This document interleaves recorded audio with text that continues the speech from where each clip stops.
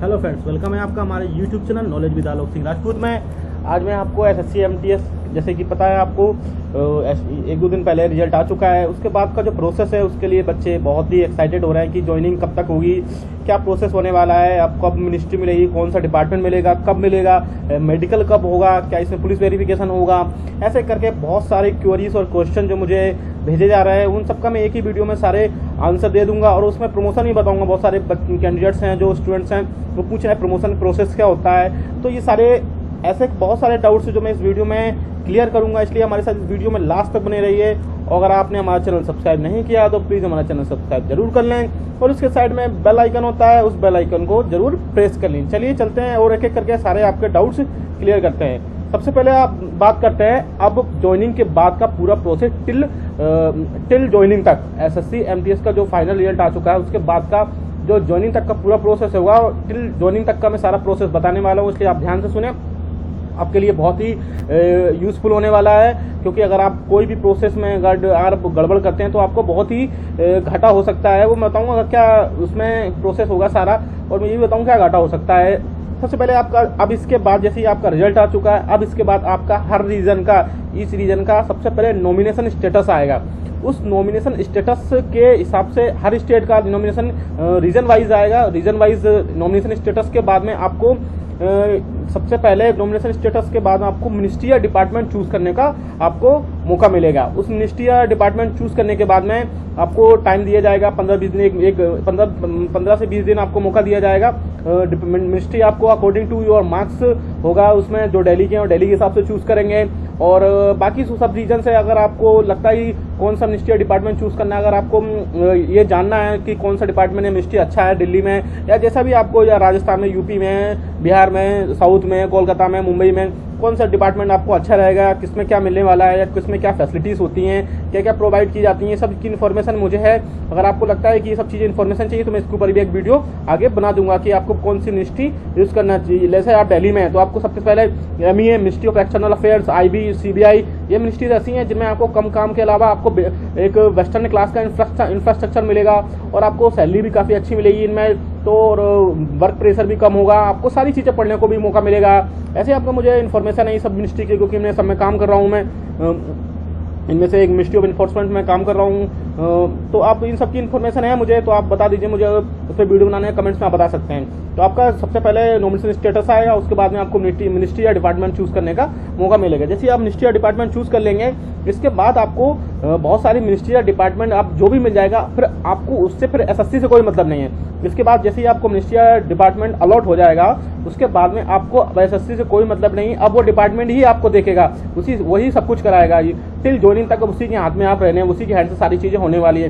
तो जो ministry department होंगे वो अलग अलग तरीके से कराएंगे। तो उसमें दो तरीके होते हैं। पहला तरीका होता है कि आपको वो सबसे पहले डॉक्यूमेंट वेरिफिकेशन के लिए बुलाएंगे, और जैसे ही आपका डॉक्यूमेंट वेरिफिकेशन हो जाएगा कंप्लीट, तो फिर आपके लिए डॉक्यूमेंट वेरिफिकेशन के लिए आपको वो घर पर एक लेटर भेजेंगे। उसी लेटर में आपको डॉक्यूमेंट वेरिफिकेशन की सारी इन्फॉर्मेशन लिखी हुई, वही डॉक्यूमेंट वेरिफिकेशन प्रोसेस है जो पहले आप करवा चुके हैं, सेम वही की डॉक्यूमेंट्स आपको 2 या 3-4 कॉपी, जो भी आपको कॉपी होंगी वो सब लेके आनी है। सेल्फ अटेस्टेड कॉपी होती है, फोटोज होते हैं, सब लेके आने हैं। इसके बाद में आपका जैसे डॉक्यूमेंट वेरिफिकेशन हो जाएगा, आप इसके बाद में वापस से आपको फिर से एक मेडिकल के लेटर दिया जाएगा। उस मेडिकल में लेटर होने के बाद में जैसे आपका सारा मेडिकल हो जाएगा, मेडिकल बहुत ही नॉर्मल होता है, कोई प्रॉब्लम नहीं है उसमें। नॉर्मली एक्सरे होता है, चेस्ट होता है, और ये सब चीज़ें होती है नॉर्मली। बहुत ही आप ये ना सोचे पुलिस या CPSI जैसा या कांस्टेबल जैसा इसमें होता है मेडिकल, बहुत ही पुअर क्वालिटी का मेडिकल होता है। कुछ नहीं, बस ये देखा जाता है कि उसमें कि आप जो वर्क करने जा रहे हैं उस वर्क में आपको कोई प्रॉब्लम तो नहीं है। बस नॉर्मली एक दिन का 2-3 घंटे में आपका सारा मेडिकल हो जाता है। मेडिकल होने के बाद में आप जब मेडिकल में आप फिट हो जाते हैं, तो उसके बाद में आपको फाइनली फिर एक जॉइनिंग लेटर दिया जाता है। उस जॉइनिंग लेटर मिल जाने के बाद आप उस मिनिस्ट्री या डिपार्टमेंट को चूज कर सकते हैं। ये लंबा प्रोसेस हो जाता है, बहुत सारी मिनिस्ट्री या डिपार्टमेंट इसको फॉलो करते हैं, कई बार लेटर भेजते हैं, 2 से 3 बार लेटर भेजते हैं। और दूसरा जो प्रोसेस होता है, बहुत सारी मिनिस्ट्री या डिपार्टमेंट इसको फॉलो करते हैं। अब हमको जैसे मिनिस्ट्री डिपार्टमेंट मिल जाने के बाद आपको कोई भी एसएससी से मतलब नहीं है। अब इसके बाद डिपार्टमेंट मिनिस्ट्री आपको उसके ही हैंड सारा प्रोसेस होगा। पहला प्रोसेस आपको मैं बता चुका हूँ कि 2 या 3 बार लेटर भेजे जाएंगे। पहले आपका डॉक्यूमेंट वेरिफिकेशन होगा, फिर आपका मेडिकल होगा, फिर देन आपका जो फाइनल आपका ज्वाइनिंग अपॉइंटमेंट मिलेगा। और बहुत सारी मिनिस्ट्री डिपार्टमेंट होते हैं, और दूसरा मैं बताने वाला हूँ उसमें क्या करेंगे, डॉक्यूमेंट वेरिफिकेशन के साथ ही आपको मेडिकल करा लिया जाएगा। उसमें काफ़ी टाइम सेव हो जाता है, 1 से 2 महीने आपको पहले ज्वाइनिंग हो जाएगी। तो ये सब प्रोसेस होती रहती हैं। और इसके प्रोसेस के होने के बाद में आपको पहले या दूसरी जो आपको डॉक्यूमेंट वेरिफिकेशन के साथ ही आपको मेडिकल हो जाता है। और मेडिकल होने के जैसे ही आप डॉक्यूमेंट वेरिफिकेशन के साथ मेडिकल हो जाने के बाद आपको और डॉक्यूमेंट वेरिफिकेशन का लिए भी आपको घर पे एक होम एड्रेस पर आपको एक लेटर मिल जाता है। उसमें सारी चीजें लिखी होती है, कितनी उसमें भी क्या क्या डॉक्यूमेंट्स लेके आने हैं। जैसे आप सिर्फ 10th के डॉक्यूमेंट्स लेके आना हो, अगर आपने आगे 12th या ग्रेजुएशन या बीटेक एमटेक जो भी कर रखा है, आपको सारे डॉक्यूमेंट उसमें लगाने होते हैं, क्योंकि वो आपको आगे प्रमोशन में बहुत ही यूजफुल होने वाले होते हैं। तो आप सारे डॉक्यूमेंट जो हैं आपके पास, आप सब लगा दीजिए, चाहे वो कोई डिप्लोमा हो, चाहे वो कोई डिग्री हो। आप ये बिल्कुल नहीं सोचें कि 10th बेस का लेवल है तो 10th बेस की मार्कशीट लगाएं हम या सर्टिफिकेट लगाएं। आप जितने भी डॉक्यूमेंट्स हैं, आपको ग्रेजुएशन हो, चाहे डिप्लोमा हो, डिग्री हो, ITI कुछ भी हो, आप आगे जाके क्योंकि उस हिसाब से आपको काम करने, क्योंकि MTS आपका जो सीनियर बोलेगा आपको वही काम करना है। अगर आपको कंप्यूटर चलाना आता है तो आप जैसे कंप्यूटर फील्ड से, तो आपको कंप्यूटर वर्क भी दे दिया जाएगा। आपको जिस हिसाब से आपको काम आता है वहाँ पे आपको उसी हिसाब से काम करना होता है। आपको सीनियर उसी हिसाब से काम करवाता है आपका। और जब मैं दूसरा प्रोसेस बता रहा था मैं, इसमें आपको डॉक्यूमेंट वेरिफिकेशन के साथ में ही आपको इसमें मेडिकल करा लिया जाता है। उसके बाद जब देन मेडिकल में आप फिट हो जाते हैं और डॉक्यूमेंट वेरिफिकेशन आपके सही पाए जाते हैं, इसके बाद में आपको सीधा ज्वाइनिंग लेटर दे दिया जाता है। और ज्वाइनिंग लेटर देने के बाद में आप उसको ज्वाइन कर सकते हैं। आप ये दोनों प्रोसेस होते हैं, आप डिपेंड करता है मिनिस्ट्री या डिपार्टमेंट जो भी आपको अलॉट हुआ है वो कैसे आपको उसको फॉलो करता है। अब बात करते हैं प्रमोशन की।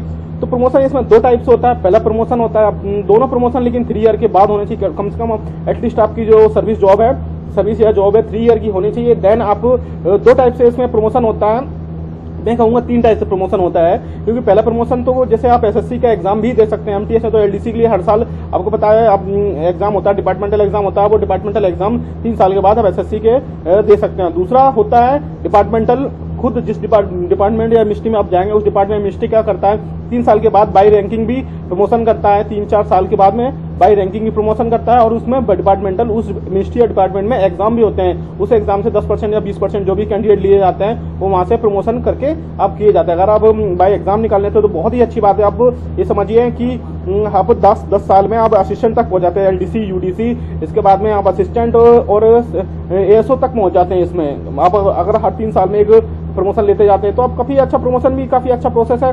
तो ये सब चीजें मैंने आपको सारी चीजें बता दी हैं। अभी भी अगर आपको कोई कमेंट्स है तो प्लीज मुझे कमेंट सेक्शन में कमेंट करिए। मैं सारे आपके क्वेश्चन के आंसर दे पा रहा हूँ, जैसे मुझे जो अपने अकॉर्डिंग दे पा रहा हूँ सारे। और आप अगर आपको लगता है कि आपको कौन सी मिनिस्ट्री या डिपार्टमेंट आपको चूज करना है तो उसके हिसाब से आप मुझे कमेंट्स में बता दीजिए, मैं उसके ऊपर भी एक वीडियो अपलोड कर दूंगा इसमें। अगर आपको मेरा वीडियो अच्छा लगा हो तो प्लीज इस वीडियो को कमेंट करिए, इस वीडियो पे कमेंट करिए, लाइक करिए और अपने दोस्तों के साथ शेयर करिए और मेरा इस चैनल को सब्सक्राइब जरूर करिए। अभी इस चैनल में मेरा अभी इस वीडियो में इतना ही। Thank you so much.